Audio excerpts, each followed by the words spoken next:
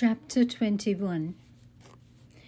In the corner of our large living room sat an enormous cane-backed armchair, upon which we loved to clamber and then slide down the sloping back. One day, Arthur decided to show off how strong he was, and told some of us to get onto this armchair, from where he would carry all of us at the same time, piggyback. He was only 12 then, but we took him up on his challenge. We climbed onto the armchair, and Dolly, who was probably about 8 years old at the time, Farouk, who was 4 and big for his age, as well as Bilkis, who was only 2, and I was told to get on last because I was good at clinging on. He then instructed my sister Safia to give us a big push so that it would give him the momentum to carry us forward. The last thing I remembered was that we flew across the room, and the next moment I found myself on the floor, which, like the rest of the apartment, was covered with tiny cream-colored ceramic tiles inset with colorful mosaic designs. When I came to, I found the whole family standing anxiously around me. I had forgotten the excruciating pain I must have felt at that moment, which knocked me unconscious. But I was told that the whole bundle of my brothers and sisters had crashed onto the floor in a pile on top of me. I dislocated my elbow joint and had to wear a bulky cast for what seemed like forever. I didn't mind it too much, except on Eid Day, when I couldn't get my arm through the sleeve of my pretty harlequin green georgette dress, which was interspersed with silver threads. I loved the smell of the newness of the fabric and its soft texture against my skin. The cast soon got grubby, and sweat would cause G to collect between the fingers of my right hand, especially where white bandages were wrapped in and around the fingers of my hand and around my thumb. I was, however, able to go to school and write, a little awkwardly at first, but I soon adapted to the bulkiness, and my writing was reasonably legible. The bonus of this misadventure was that I had the privilege of going, just by myself with my father, on special trips to see if the bone setter could reset my elbow joint. We walked down the street, boarded a double-decker bus, and soon moved out of the relatively serene area of our neighborhood into a noisy, busy section of the city. I sat close beside my father by the open window, a light breeze brushing against my face as I looked out at the panorama of city life. There were many buildings of various sizes, with storefronts at street level, with long, complicated names which whizzed past me before I was able to read them. We were in a quieter area when my father protectively guided me off the bus at the next stop. We walked along the main thoroughfare and then turned into a narrow street hemmed on either side by low, one-story, simply constructed houses. Here my father paused before a house and checked the address against a note he carried in his pocket. Then, certain it was the right place, we walked up a short flight of steps onto a porch-like structure at the entrance. There were 2 wooden benches along the parapet, and I sat on one of them while my father went to the open door and asked for the bone setter. The bone setter was a fair-skinned, plump woman who invariably wore a white sari with a rich embroidered broad green and red border. She had a kind face, which was framed by her thick, long black hair, which she wound into a very tight bun at the back of her head. I don't remember being nervous or afraid when she came over to me while I was still sitting out there on the bench and placed a small white towel over my elbow, then gently manipulated it. And I don't remember experiencing any pain, and she must have done a reasonably good job, because today, except for minor positions like reaching all of my back with my right hand when soaping myself in the shower, I have no other problems with it. We visited the bone setter a few times, and as a reward for being so brave, each time on our way back, we would stop at a small restaurant. The large windows allowed huge swaths of sunlight to enter and bounce off the walls and the red and white checkered vinyl tablecloths, making the whole place bright and airy. Warmly welcoming us was the owner himself, a big, brown, greasy-looking man who wore nothing but a sleeveless gungy and not-so-white pants. He ushered us to one of the square tables and, quickly taking our order, relayed it by calling it out loudly to the boys working in the kitchen at the back. Soon I was feasting on the most delicious marzipan-filled tarts, the like of which I have never again tasted. Every prank or trick we played seemed to involve Arthur. With a twinkle in his eyes, he would invent ways to amuse himself and others. There was a pani jamun tree down the road from where we lived, and one year it bore a large number of pale green fruit on its branches. The tree was tall and the trunk allowed no footholds for climbing up to access the fruit. So Arthur decided to knock down the fruit by throwing rocks at them. There was a juicy-looking jamun directly above him, and aiming carefully, he threw the rock up. No fruit fell, but the rock did, landing directly on him. He came home and told us what had happened and smiled ruefully as we laughed.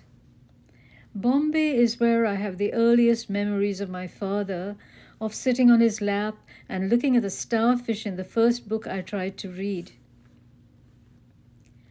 What is the significance of the first few years of our lives when later we have no memory of it at all?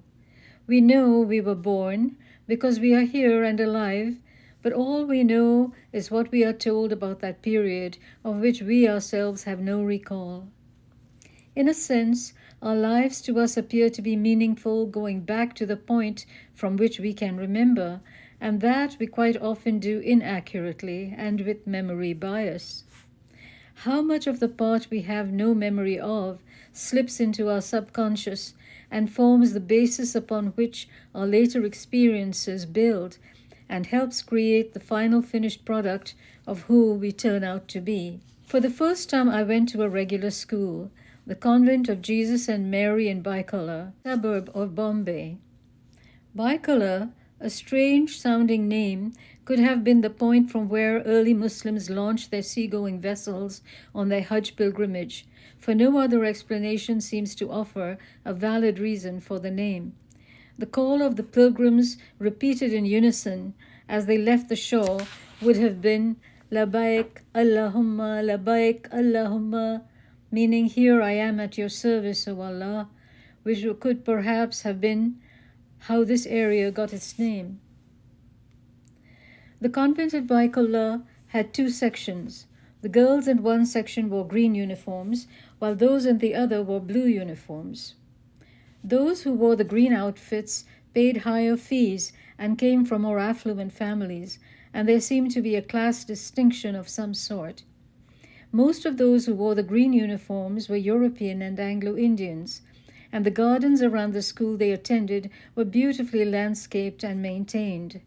Our position had changed from being upper-class elite in Kalor to being classified as refugees, and our parents, with no idea how long the current situation would last, had to use the funds they had sparingly. So we wore the blue uniforms and walked and played on the grounds of our section, which had areas where weeds grew freely.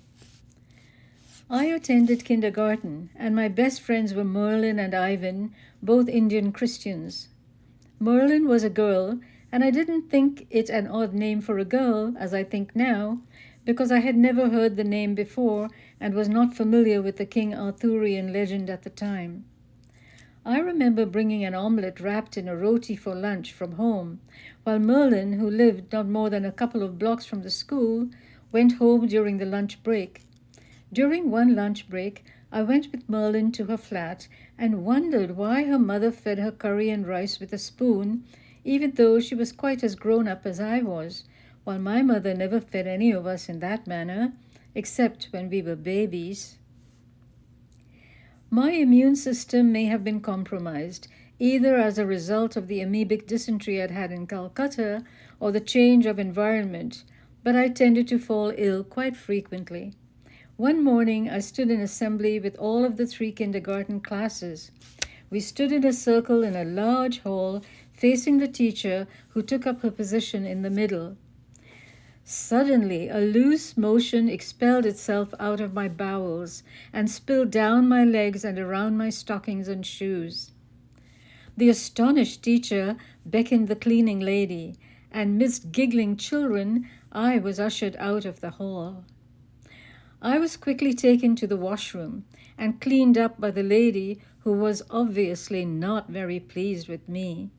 She was in charge of the latrines. She was the Mehtarani, a derogatory term meaning sweeper queen, applied to women of the Bhangi Dalit class who were locked into this lowest caste of the Hindu religion from birth, a caste system that is still prevalent in India today, in spite of efforts by the government to remedy the situation. I suppose it should be classified as the most embarrassing moment of my life, but at the time I don't recall being embarrassed at all, and only remember being very uncomfortable. I recall fainting in class one day and being taken over to the section where the boarders in green uniforms were housed. I recovered from my swoon and found myself lying in one of the boarders' beds in the dormitory. There were 2 nuns by my bed, and one of them poured some kind of liquid from a large bottle of either tonic or brandy into a small glass and asked me to drink it. It tasted like horrid medicine and made me lightheaded. I was prone to catching colds, and my mother stitched me a beautiful ultramarine wool coat. It had large blue buttons to match, and I felt snug, warm, and secure in it the first time I wore it. But I don't remember wearing it ever again, because it seemed to have disappeared after that first time I wore it to school. Other snippets of the school remain in my memory, like the section of the schoolyard where the weeds smelled like aubergine, and the bus ride to school where we passed a little fenced area which intrigued me. It had a whole series of strange, brightly colored figurines set apart at equal distances. Today I assume that it must have been a cemetery. Had I known it at the time, my imagination would have most likely conjured up ghost-like apparitions rising from the tombs as we passed.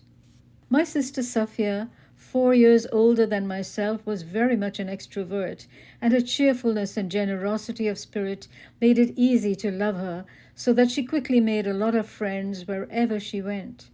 She often sat beside me on the school bus, and on one of our return journeys from school, she opened a tin box in which there were soft, cream-colored caterpillars segmenting themselves over some dark green leaves. On another occasion, she opened the box, and there lay a host of large gold and silver beads, their reflection on the mirror-like tin base making them appear more numerous than they were. To this day, when I fly in or take off at night by plane and look down at the lights of the cities below me, I am reminded of those gold and silver beads in the tin box and my sister Safia. Chapter 22. Then there was Chowpatty Beach, a short walk from home, where a lazy sea shallowly heaved its breast against the wide open sky. There was a bandstand on the beach, and it is doubtful if any musicians ever used it during the time we were in Bombay, for we regularly played on it.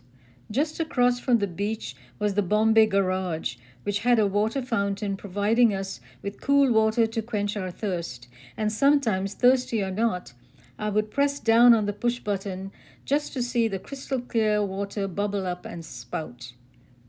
Here on the beach were the small stands of bhel puri and sticky, salty sea breezes brushing against my cheek and playing with my hair.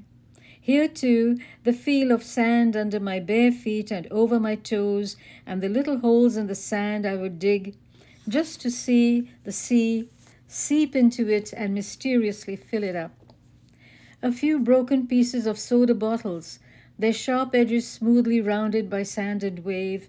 The same shade of green as the sea lay among the tiny seashells that I collected, perfectly formed with pale brown, purple, and green designs etched on them. I picked them up in my child hands, discovering, marveling, while I breathed in the scent of the sea with every pore of my body, so that when I got home, I wondered if I would turn into a mermaid because I smelt so strongly of the sea. Qayyum told us one day that he was going to a mela that was being held at Chowpatty.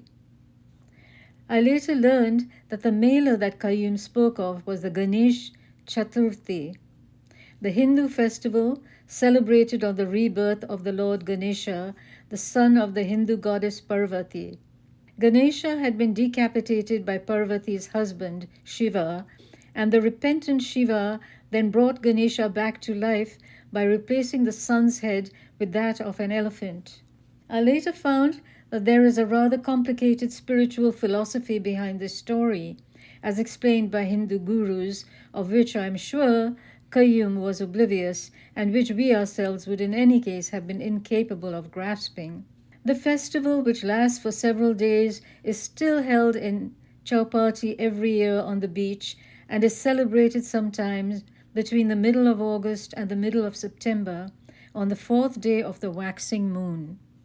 Throngs of people gather to celebrate, and the beach is covered with manually operated Ferris wheels, food stalls offering bhel puri, kulfi, sweetmeats, and other snacks, pinwheels spinning in the sea breeze, red, blue, green, and yellow balloons draped on the arms of vendors who magically twist the long ones into snakes and elephants.